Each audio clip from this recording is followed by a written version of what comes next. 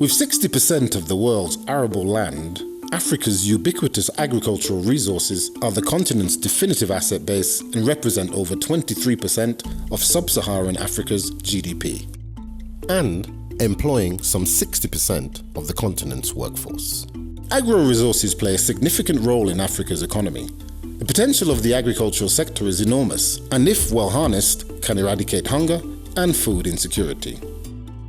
Moreover, with the establishment of the African Continental Free Trade Area, agriculture is set to boost intra-African trade, contribute to increased commodity-based industrialization, and play a major role in global food markets.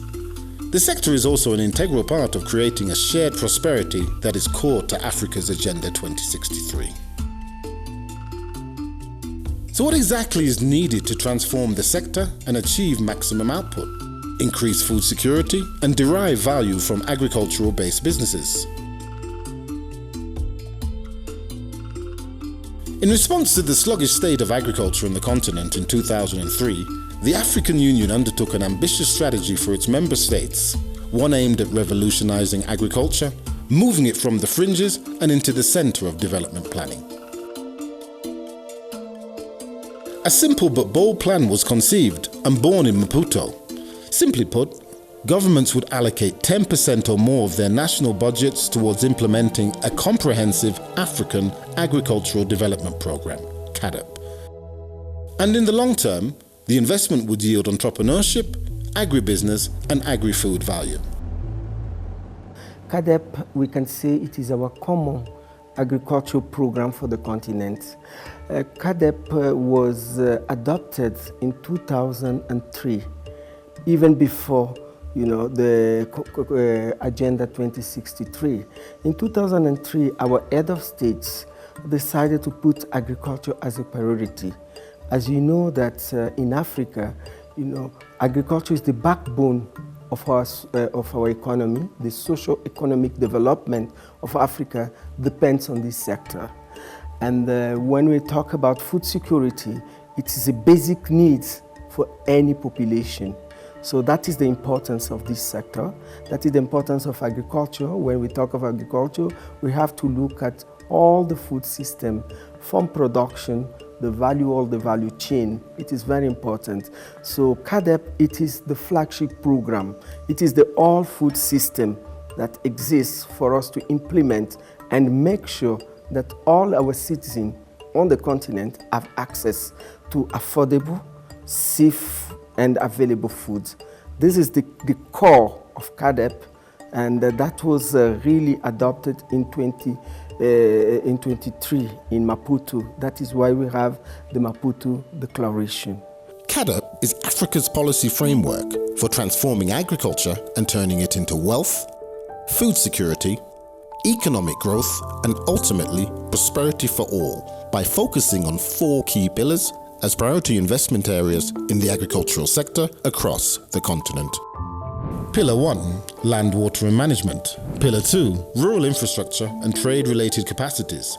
Pillar 3, increasing food supply and reducing hunger. And Pillar 4, agricultural research, technology and dissemination. So what have been some of the challenges prohibiting growth of management of the agricultural sector? We need more training. There is a lack of investment. We need better infrastructure. Boosting food production will be an advantage. We need more help for smallholder farmers. A decade after the initial Maputo Declaration, the African Union urged member states to recommit to strengthening CAADP, and in Malabo, a new push to accelerate agricultural transformation was made by the African Union. The Malabo Declaration was adopted in 2003. And then 10 years after, in 2013, we decided to step back and try to review what had we been able to accomplish with the Maputo Declaration, and what do we think had been the gaps that we need to address going forward. And so we had carried out that study, and the study had identified that one key essential component that was missing in the Maputo Declaration was the lack of substantive engagement of the agricultural private sector. There are lots of discussions in terms of developing our agro-industries. That's also coming from the Malabo Declaration. There is also very strong focus on capacity building, and also a strong focus on youth wealth creation, jobs for our youth. So in terms of the transformation, what the Malabo Declaration has been able to offer is elevating the discussion and looking at it more in terms of what are these issues that we think should bring about the transformation and how can we go about achieving it. And for me, this is where we're already having those discussions. The Malabo Declaration didn't supersede or replace the Maputo Declaration per se, but it came as a complementary decision to lay emphasis on specific drivers that the continent should be looking at. The Malabo Declaration therefore came up with 7 key commitments. The member states recommitted to the principles and values of CAADP, enhanced investment finance for agriculture, ending hunger in Africa by 2025, reducing poverty through inclusive agricultural transformation, boosting intra-African trade in agricultural commodities, enhancing resilience of livelihoods and production systems, and mutual accountability to action and results. CAADP currently has 44 signatories to its compact, which explicitly require the member states to allocate 10% of their national budget to agriculture, and a commitment of raising agricultural productivity by 6%. These figures represent deliverable targets for member states to grow their agricultural bases and are also in harmony with African Union principles and aspirations for Agenda 2063, a prosperous Africa based on inclusive growth and sustainable development. We envision an enhanced intra-Africa trade in 2014, and we are talking now today about CFTA, Continental Free Trade Area, and therefore you can see how agriculture fits into that, because most of the commodities traded on the continent are mainly agriculture-based. The continent needs to invest in modern agriculture for increased productivity and production, as well as exploit the vast potential of Africa's blue ocean economy. In addition, action needs to be taken to address climate change issues and other environmental factors that pose a great risk to the agricultural sector. CAADP has convergent programs that are designed to complement the compact. The African Biosciences Initiative, Agricultural Technical Vocational Education and Training, and the Climate Change Program. These diverse range of programs encapsulate the multi-level approach that the current program has to navigate in order to successfully penetrate the full spectrum of the agricultural agenda. The CAADP framework is implemented through a number of facets, including National Agricultural Investment Plans, the CAADP Results Framework 2015 to 2025, the Biennial Review Process, CAADP Technical Networks, and Country Agribusiness Partnership Frameworks. The CAADP framework specifically assists women and smallholder farmers by providing income-boosting agricultural training and access to formal and informal education in the agri-food sector through the Agricultural Technical and Vocational Education Training Initiative, ATVET.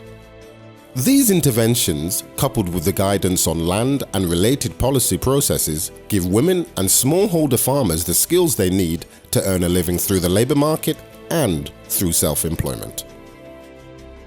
With food productivity levels in Africa still remaining consistently lower than in other regions of the world, increasing availability and access will help deliver on another of the continent's development aspirations. The issue of hunger will become a key priority for us. So within the Malabo Declaration, we also have a decision towards ensuring zero hunger by 2025. And for us, it's very critical, particularly with the emerging challenges that we're facing on the continent, the climate change that we're having, the fall armyworm infestation that took place, and then also recently the desert locust invasion. That's also already impacting on the food security of our people. So for us, when you're looking at those 4 pillars, the issues of hunger, addressing issues of hunger and malnutrition are top priority for us. Because right now, it doesn't look good for the continent. Hunger is increasing again, malnutrition is up again on an increase. And so for us, that becomes a priority, that we need to address the hunger issues. The food and nutrition security of our people becomes a priority for us. Africa has 60% of arable land, and yet we are still importing import bill of food of $35 billion every year. And if nothing is done, if we don't change our narrative, we will import $110 billion. We need to change this narrative because we need to have an inclusive growth where all the citizens of these countries are out of poverty and are benefiting from the essential needs of a humankind, which is food. And so we need to take this sector very seriously.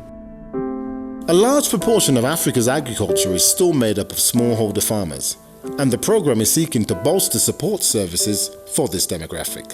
It is difficult to talk about agricultural transformation when we have to rely extensively on extremely subsistence kind of economies. What we have been advocating is for countries to begin to look at agriculture more as a business. And therefore, our effort is to help strengthen capacity of our smallholder farmers to appreciate agriculture as a business and provide the required incentives, that will provide the required enabling environment, business incentives for them to be able to function. One thing we're doing here as a commission is to help strengthen the capacity of agribusinesses, mobilize them into apex bodies and institutions in a way that they can be better supported, they can be better strengthened, and also they can participate in the policy making processes, that their voice could be heard by governments, and to ensure that appropriate policies are put in place that favors them. One other area we're looking at is to advocate for transforming the sector towards a more mechanized kind of system. The manual labor is no more attractive, especially to the youth. The CAADP Compact also extends to the aqua and fish trade arena, with fisheries accounting for more than $14 billion annually revenue from the continent. The blue economy, comprising of Africa's coastal nations and resources, is a key factor in achieving the deliverable 6% annual growth as part of the wider agricultural sector. Cooperation in developing long-term sustainable fishing plans, preventing degradation and overuse are at the heart of goals under the CAADP framework. While the blue economy is yet to reach its full potential, utilizing directed CAADP national action investment plans to safeguard fishing practices and stock will serve to improve capacity in fish stocks and enable the resource continuity for future generations. How do we unlock the potential of the blue economy, for the betterment of our people, to reduce poverty, to create jobs, and conserve, the ocean, conservation, management and conservation of our ocean and the biodiversity that is inside the thing. So it's the same ecosystem as when you're talking about land agriculture. And that is why we did a successful blue economy strategy, and we engage with everybody. And this strategy is not just a strategy on fishery, it is a cost cutting with other departments, our sister departments at the commission. What we need to do now is to pass from a paper to action. And more, many of our country, they say we should also look at the lakes and rivers, not only the seas and the ocean, and on the gender component, because women play a key role on distribution of fish, but they don't have means, of conservation. It's a very perishable product. Once the fisherman comes with the fish, and these women, if they don't have, the storage, the cool storage facility, they will lose all these things. So we want to strengthen capacity, build capacity, and empower women on the fishery actions. While managing and protecting our aqua resources proves to be a useful tool in longevity and sustainability, environmental factors that are outside our control are also able to take their toll on agricultural productivity. A UN report on climate change indicates that agricultural yields are expected to decline by as much as 15% by 2050, while at the same time, population increase on the continent will put extra strain on resources. CAADP is spearheading the adoption of climate-smart agricultural practices that include systems that are actively protecting the environment in order to create sustainable food production models for the next generation. One of these is the Great Green Wall Initiative. The Great Green Wall is aiming to restore 100 million hectares of degraded land, ensuring that African ecosystems are resilient to climate change and in the process creating over 10 million jobs. The 8,000-kilometer green fertile wall will span over 20 countries and support over 425 million Africans living in the dry lands to embrace such practices as sustainable water and land management, land restoration and rehabilitation, smart agriculture, renewable energy, improved animal husbandry, and promotion of agroforestry. As you know, without sustainable land management, it will be impossible for agriculture to be developed, for sustainable development of agriculture. So the Great Green Wall fit in very squarely into the vision of the CAADP, the CAADP agenda, the Malabo Declaration CAADP agenda.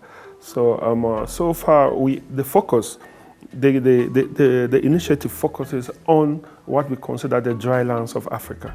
And if you look carefully, you realize that the dry lands of Africa are some of the weakest points when it comes to agricultural development in Africa, because these are areas that are affected by extreme climate. We talk about drought, we talk about drought, flood, we talk about dust storms, and we talk about issues like insect pests. Now we're talking about the migratory locusts that's affecting a big chunk of Africa. Actually, these areas are all part of the Great Green Wall. These are very vulnerable areas for such things like migratory locusts, for such things like climate change vulnerability. So we are very, very much implementing the CAADP Malabo Declaration agenda. In addition to the Great Green Wall Initiative, the African Union supports member states to improve the efficiency of emergency responses to extreme weather events and natural disasters. Key amongst these projects is the African Risk Capacity, which supports member states in response to extreme weather events, as well as providing insurance coverage against natural disasters and other adverse weather phenomena.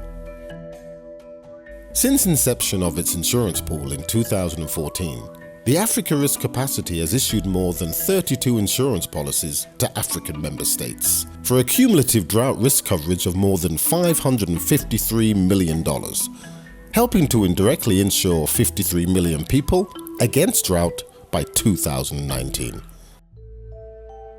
So when I say agrarian, it's about the big A, where you involve all this. You involve forest, you involve climate change, because all these land degradation, deforestation, desertification, all these are linked. They are cross-cutting, they are transversal. So those are the areas that we need to assist in order to ensure that we have a food secure Africa, or we have our, auto-sufficiency, in terms of food production on the continent. As part of the CAADP framework, international partners are also aiding the compact. In support of the overall agricultural transformation, policy advice by partners for sustainable market practices and training components form part of the country-level implementation at national and also regional levels. We are joining hands with our partners to implement the African Union vision, which wants to achieve prosperity, peace and security, and integration on the continent. How can this be achieved? It can be achieved through the Agenda 2063, which is the big vision for Africa on the continent.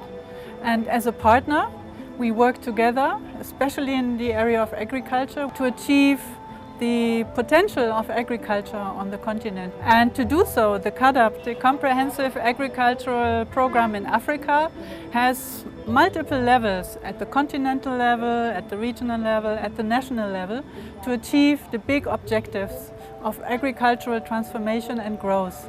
As GI said, we are a technical partner. we are working together to achieve the implementation. And for example, CAADP has developed a biannual review, which on a 2-yearly basis is a frame to measure progress in the area of agriculture and transformation in the area of agriculture. While there are some disparities in terms of CAADP financing commitments being upheld, and even defaults by some member states in terms of honouring the Malabo pledges, confronting the agricultural challenges facing the continent will still inevitably mean sustaining the long-term productive agricultural endeavours and finding finance models for agro-business that are sustainable. We talk about the public sector budget allocation. Many countries are also not allocating the appropriate resources to the sector, and that need to change. In countries where you see that the leadership, the political leadership, is committed to the agenda, you see things move very fast, and you see a lot of growth also. So it is critical that our member states and our head of states don't only sign on to a commitment, but they have also to demonstrate personally and collectively to those commitments and ensure that they provide the required enabling environment and support system and incentives for delivery on those commitments. This is a framework that was agreed upon by the 55 AU member states. So every African Union member state has put in place agricultural development strategies that have built upon the CAADP itself. So it is easy for us to report, it's easy for us to monitor, and it's easy for us to track the status of implementation. Everything that has to do with agriculture is CAADP. Whether you're talking about trade, if you're talking about youth employment, you're talking about wealth creation, the post-harvest management issues, the land-related issues, bringing on board the private sector, private financing, investment, that all is talking about CAADP itself. So CAADP broadly is the whole spectrum of agricultural developments on the continent. With the challenges of population growth, soil degradation, and climatic threats, the CAADP framework is not just a hallmark of major African Union declarations.